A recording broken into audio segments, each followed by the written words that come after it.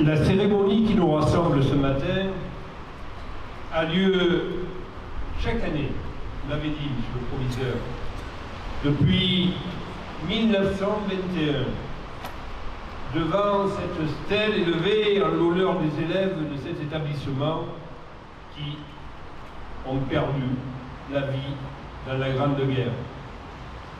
Le sacrifice qu'ils ont accompli sur cette terre de France est certainement le plus grand auquel un homme puisse jamais consentir.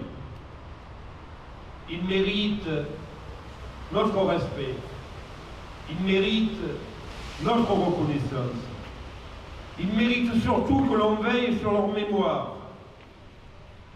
Ils avaient 20 ans à peine. Ils avaient des rêves, des espoirs. La vie les appelait et ils ont tout donné, jusqu'à leur vie même.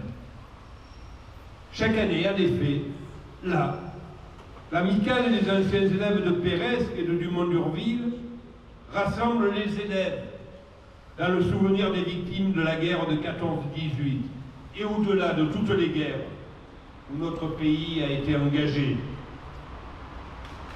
Je rappelle souvent, et je l'ai encore rappelé le 28 août dernier, à l'occasion de l'anniversaire de la libération de notre ville, l'importance de la transmission de la mémoire aux nouvelles générations et le rôle éminent que jouent les enseignants dans cette mission. Eh bien, dans la cour d'honneur de ce collège Péresque, ce travail de mémoire et cette transmission sont depuis plus de 100 ans au cœur d'une action commune et partagée par les anciens et les nouveaux élèves de cet établissement scolaire, aux côtés de leurs enseignants et des associations d'anciens combattants. Merci, mesdames et messieurs, d'avoir donné l'exemple. Vous avez été en quelque sorte des précurseurs, car l'ensemble de la communauté éducative de notre pays a été impliqué dans le cycle commémoratif de la Première Guerre mondiale qui prend fin aujourd'hui. Alors que les derniers combattants de la Grande Guerre ont, hélas, tous disparu. Le dernier, souvenez-vous, était Lazare Ponticelli, mort en 2008.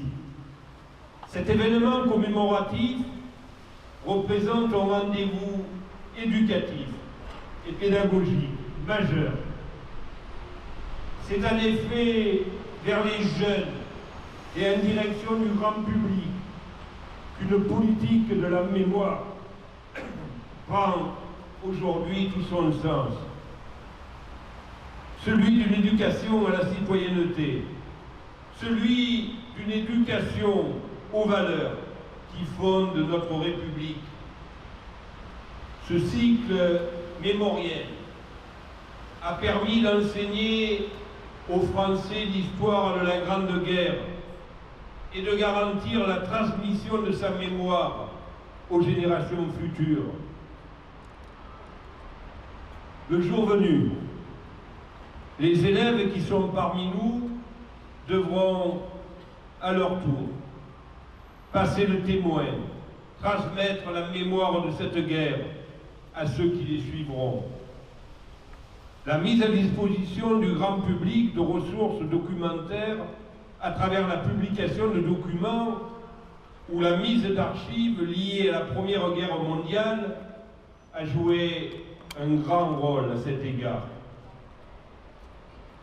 Mais ce centenaire fut aussi l'occasion de moments de rassemblement à la fois mémoriel, civique, culturel et surtout un moment de rassemblement et de grande cohésion nationale.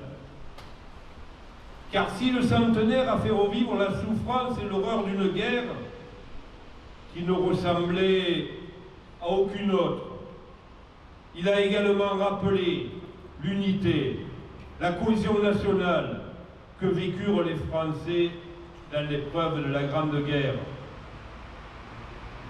Je souhaite aussi que cette commémoration qui a mobilisé la société française fournisse aux Français l'occasion de mesurer leur attachement à l'idée de nation. En ces jours qui célèbrent le centenaire de l'armistice du 11 novembre 1918, cette cérémonie rituelle revêt cependant un éclat tout particulier, puisque les élèves sont allés recueillir la flamme du souvenir qui brûle depuis 1923 devant le tombeau du soldat inconnu sous l'Arc de Triomphe, pour le ramener ici même dans ce collège péresque. Cette flamme que j'ai eu le grand honneur de raviver très souvent, toujours avec beaucoup d'émotion, dans mes responsabilités nationales. Ils la porteront aussi, après-demain dimanche, jusqu'au monument aux morts de la ville, pour la cérémonie officielle de célébration de l'anniversaire de l'armistice. Merci mes chers élèves, merci mes chers enfants d'être là, porteurs de cette flamme sacrée. Merci à vos enseignants de vous avoir accompagnés sur ce magnifique chemin de mémoire. La France n'est pas qu'un beau et grand rêve de liberté. Elle est davantage encore une mémoire qui plonge ses racines dans les siècles passés, mais aussi une exigence qui appelle chaque Français à donner le meilleur de lui-même pour que la France vive. Jeunes de France, pour cette mission, du fond du cœur, je compte sur vous. Vive la République, vive la France.